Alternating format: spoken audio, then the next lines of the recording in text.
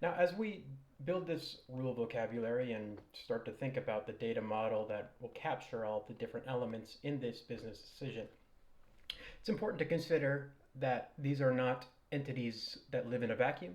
They're not a coverage for coverage sake, property for coverage sake, so much as a property being evaluated, coverage being evaluated within the context of something else.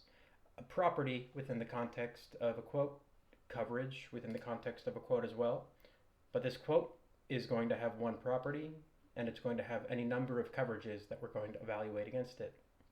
So we capture these associations between different entities by right-clicking on the entity, adding an association, and we have a lot of configurability to the degree to which we would like to define the things like cardinality from one entity to another, what those associations will be, and the navigability between them.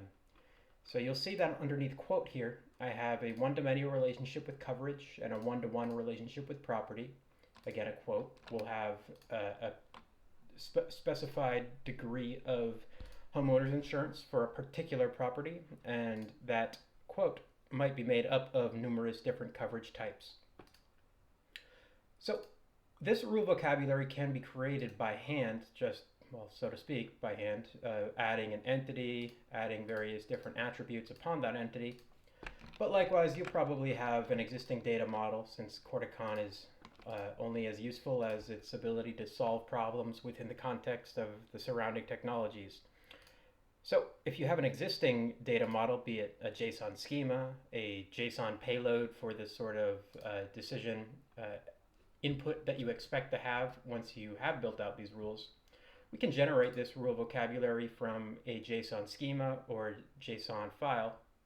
And we can likewise add on to this existing rule vocabulary should new data elements be added later on. Perhaps new data fields will be necessary to support additional products or additional integrations with downstream systems.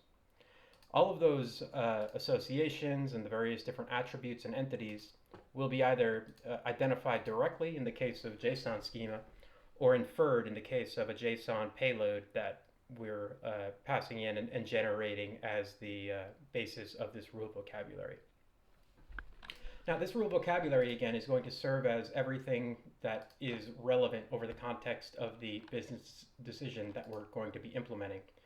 So we're going to now look at the left-hand side of this pane where our rule vocabulary that we've created is, and this is going to remain there where we start to drag and drop from here onto our rule sheets and ultimately our rule tests, and again, capture everything within the context of this business decision from this one unified data model of any number of data elements that are fed into the decision service.